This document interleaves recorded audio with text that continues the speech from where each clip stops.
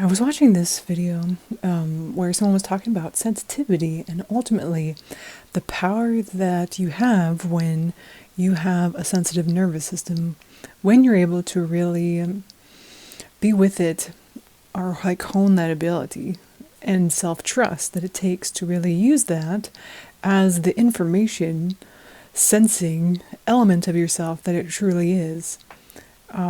And I really appreciate this perspective because I do have a sensitive nervous system, and I have experienced what it's like when that either sort of overruns you or when it gets sort of taken advantage of by other people in a way, right?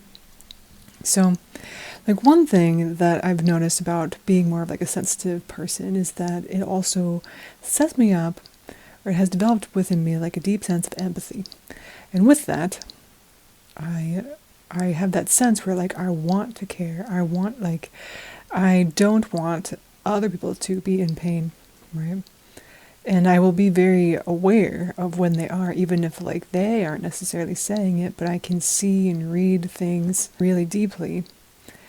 And so what's interesting is that in the past, that has meant that I would attract people with deep wounds that weren't owned by them or held by them or healed by them, right?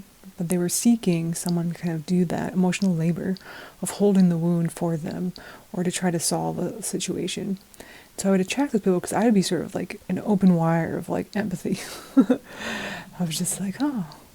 And because I hadn't honed my ability of, hey, like it's okay to care, it's okay to see things. You don't have to be personally responsible for all the things.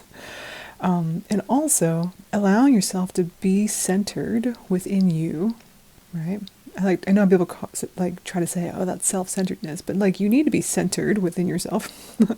that's like an element of being like secure within yourself, being centered within yourself, sovereign within yourself. It means that sensitivity can be something that offers me really like a massive amount of information about people. Which then would help me to be discerning, and like caring in the way that makes sense, that would actually support mutually both myself and the other person, or the other person and myself. But that doesn't happen unless you have a sort of like understanding and grasp on like, what is this sensitivity? How does it show up for me? How has it been showing up sideways where maybe I'm like overly being responsible for other people, or overly reaching into people's lives, or like too empathetic, or there are some folks who sort of use the empathy to sort of hook you into a relationship, right? So like they'll show up and the first things they're talking about are like the trauma stories. And if you're hyper empathetic, then you sort of like go like, oh, so you feel more intimately connected with someone before you even know them. So that's been something I've learned over time. Is that sense of like slowing down. Like, yes, I can care about people, but getting hooked into an unhealthy dynamic doesn't help anybody, actually. It doesn't help me, it doesn't help them.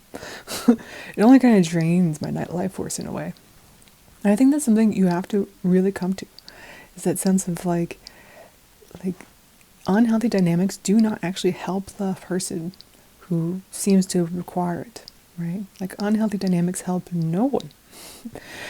You overgiving does not help the other person, right? Like you sort of getting hooked into this to dynamic where someone is needing all of your emotional labor but not offering it is ultimately not helping them because they're not addressing the thing. Like you might be holding up a situation that needs to fall, or that would be otherwise better helped by other people or other things. I learned a lot. And it also doesn't make other people bad or wrong or anything, right? Like, if you look at it from a larger perspective, there's not a lot of support, right? Like, even the parts in our own self. Like, we all have wounds of different kinds. But our society isn't really set up to be supportive. It's set up to make you try to handle everything by yourself or look to romantic relationships. And so that's going to be the place that heals your heart or your relational wounds. And so this kind of relates to some of the RA conversations we've had in other videos about how much pressure that puts on the couple, right? Because of the way that society is, and detrimental in a lot of ways, it does harm us. And then we're sort of out in the world with that sense of maybe feeling insecure, not having a way to be supported in community, or having, those tight-knit, like, nuclear family systems that weren't that healthy, right? So you grow up in that, but like outside that, there's not a lot of community support. So you'll have grown up with sort of like maladaptive relational patterns.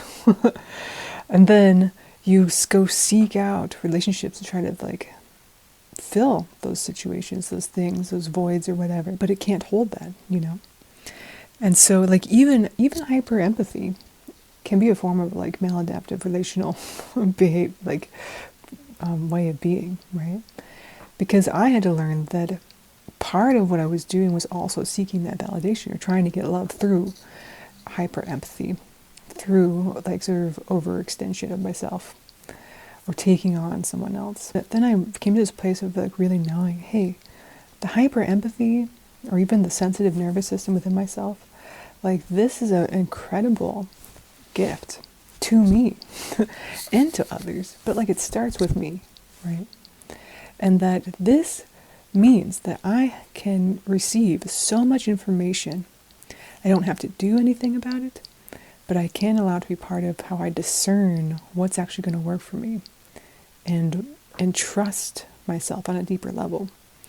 And so those are some of the things I think that can help to really shift this relationship to your own sensitivity, right? That it can feel overwhelming and unhelpful when it gets you into, unhealthy relationship dynamics. But when you allow it to be working for you, like allow yourself to trust you, it takes that sovereignty and that self-love. It takes that sense of, okay, I know that I'm secure within me, and that I will always come back to me, and that I can be alone, and I can be with others. None of these things I have to be, but I can be alone. And what's nice is like I have specifically chosen that at multiple times in my life, where I was doing relationships, and I'd be like, yeah, there's something here where I know that I'm part of this dynamic, and I'm getting into situations I don't like.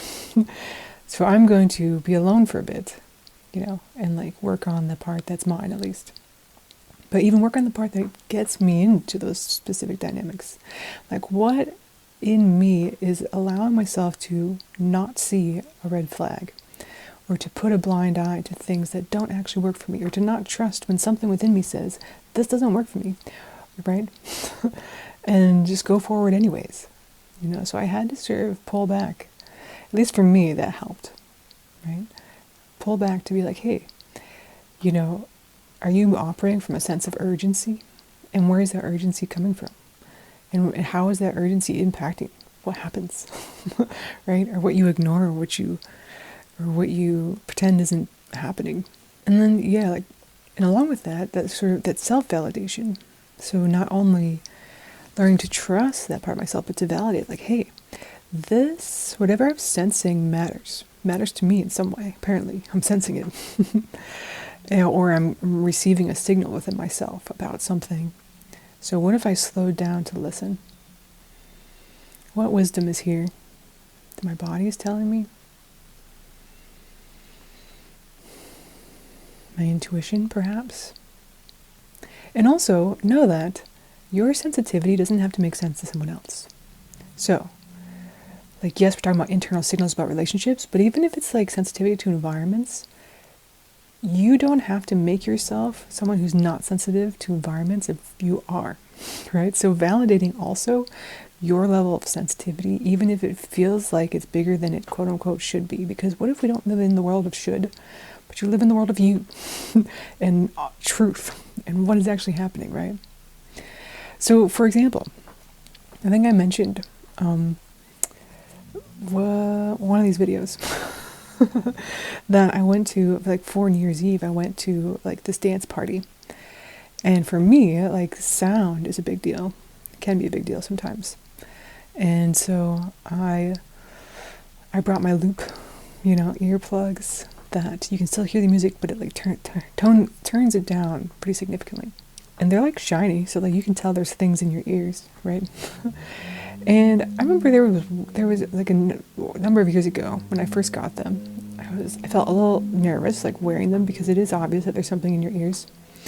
Um, but then I came to this point of being like, hey, like I don't really care what anybody else thinks, because if I don't use these, this impacts my experience, and my sensitivity is beautiful and amazing and part of who I am, right? And I get to validate that as a real thing that I honor. And so, like, when I went to that, I put those in, and I was able to be there for hours and hours, and my ears did not get burnt out. And I wasn't standing there trying to dance with my fingers in my ears, which I would have had to otherwise, because I can't even force myself. Right? Like, it hurts too much. But it was funny because even one of the other people that I ended up getting into a group with was like, oh, you got the loops, like I have those too. But it was like a point of connection, even like when you're showing up authentically, honoring yourself, other people can connect with that authenticity, and there's almost this level of like, oh, a shared experience. And I think too, it shows other people as well that like you get to be you and all of your humanness, and if you're neurodivergent like myself, and all of whatever that means to you, that it's not bad, it's not wrong, it's not weird. People might say that, but it doesn't have to be weird to you. And you get to validate whatever your own actual experience is. And so, coming back to what we're talking about, sensitivity as strength. I mean, ultimately, like, sensitivity as strength, sensitivity as a signpost of where you can trust yourself more. So that's something, too, that I've done with my own sensitivity, is that practice of honoring it, like doing what I need to do to honor the fact that I might be sensitive. Because even back when I started traveling, since I've been traveling for a long time now, but I would go to hostels. And it was interesting because there's this one in London that I like, or I don't know, I'm kind of on the fence now, because every time I go there, it's like there's like another reason why I kind of like it less than the first time I went there. The first time I went there, I really liked it, even though I had like a weird experience. But anyways, so I go there, and I have this one particular room, and it's of a certain type of room where like certain like 8 dorm beds or whatever, right? As opposed to like 24 up in the top level. And so the next time I go there, I think I'm getting the same room because I chose 8, but I didn't realize they had like multiple rooms with 8. I didn't know. So I get there, and they give me my key, and they say, oh, it's in the basement. And I was like, no. I like knew immediately, like, because the original one was like up on the 2nd floor or whatever. I was like, okay. But I already kind of had a sense. I'm like, the basement? Because I knew where those windows were and where people would smoke and stuff, and I just hate smoke so much. So I go down there, and I get in there, and immediately I walk in the room, I could smell like the mustiness, right? It's like another thing that was getting me. I was like, okay, it's the basement. The basement has a certain smell. I don't like it. And then I got over to the beds, and for some reason the beds just seemed less secure, like less, I don't know, like wobbly in the sense. But they weren't, but they had that sense about them. So I get in there, and I kind of take a breath, and I look at everything, and I'm like, no. But I used to just ignore that and be like, well, it's only a few days, just kind of make it through. Like, I don't want to have to go up and be like, this doesn't work for me, blah, blah. But remember, I just kind of took it in for a second, and I just honored immediately myself. I was like, I don't like this. So I grab my bag, and I go back upstairs. And I'm just like, hey, last time I had the same type of room, but it was on a different floor. Is that one available? So like the person's like check in and stuff. They're like, no, but there's another one on that floor. I'm like, cool, can I switch? And like, especially I've learned too that if you don't think it's a big deal in yourself, just like have a preference, to have the desire, to like have a need of some kind, then you're not going to approach it with that whole like host of awkwardness. Like I will say I went through that phase too, where I was beginning to voice my needs and preferences and things based on my own sensitivity and whatnot. And I would feel like so like nervous about it, like fear, But then later on, just with that practice of showing up voicing it, allowing my sensitivity to be cared for in the world. That makes sense, right? So like, to them, ultimately they don't really care. I mean, it's like it takes them like 5 seconds out of their day. Their day is there to be customer service. Right?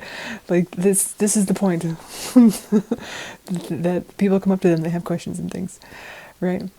And then they move me right to the different space, and immediately I felt myself just relax a little more, like it wasn't perfect or anything, but it was what I was expecting and thinking. And then there wasn't the added sensory things like the smell and the sounds and whatever that the basement was going to have.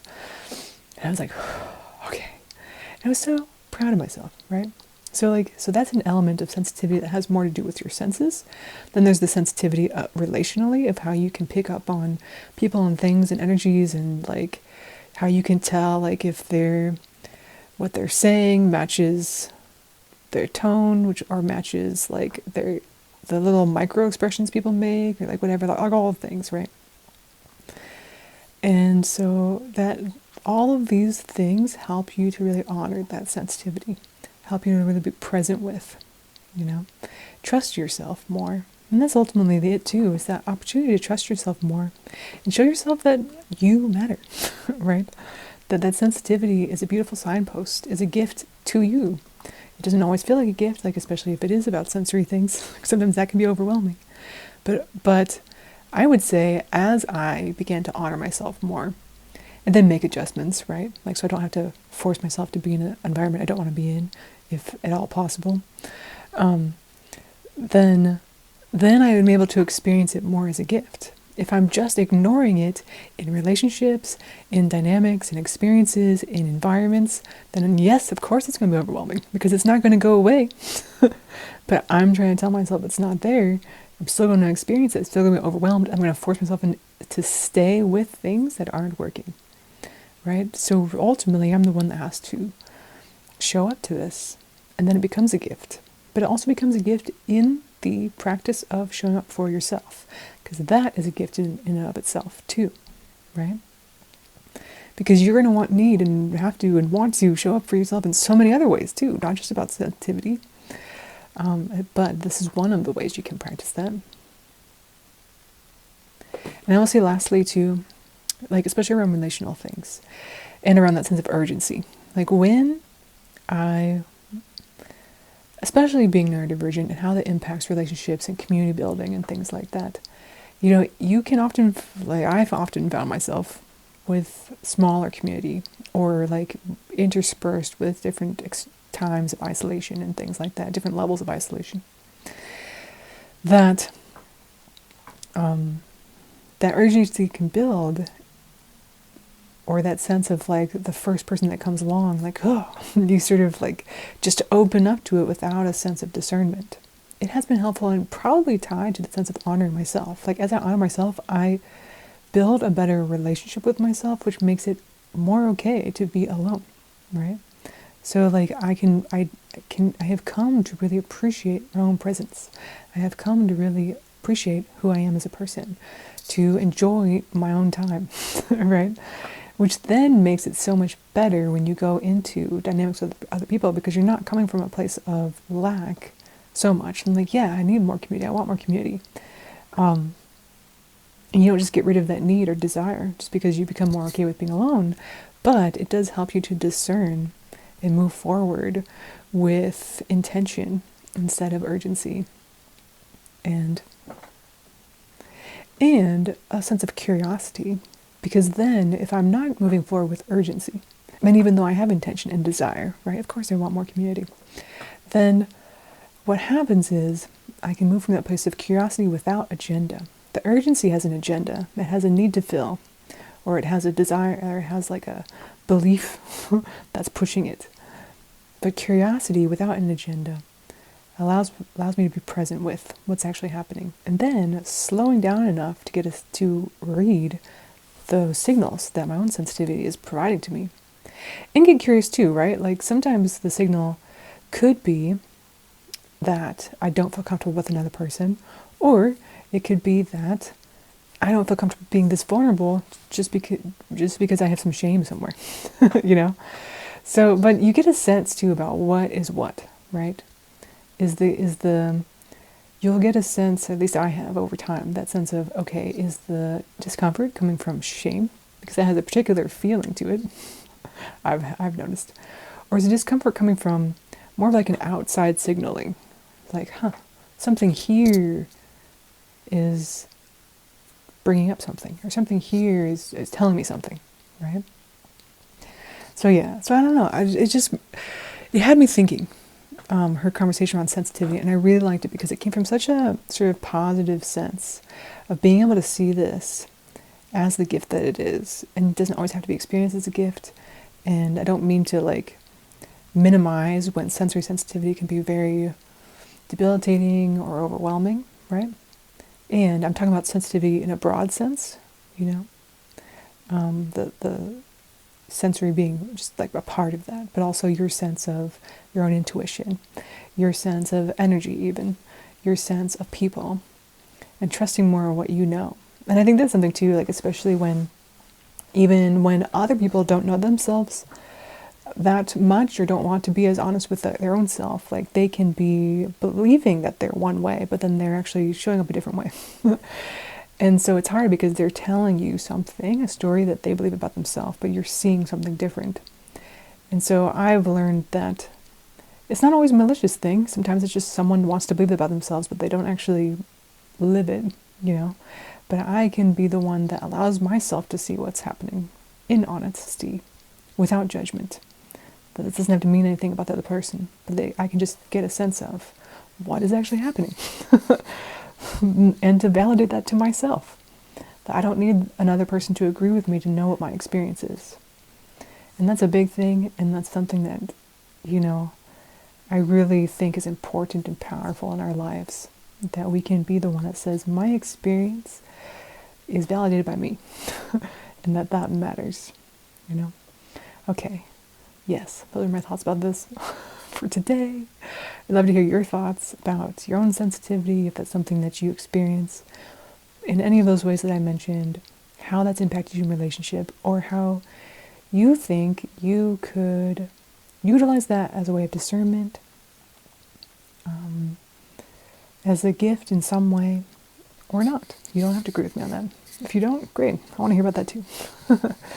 All right, my name's Lex. Thank you for joining me here. Come back for more conversations.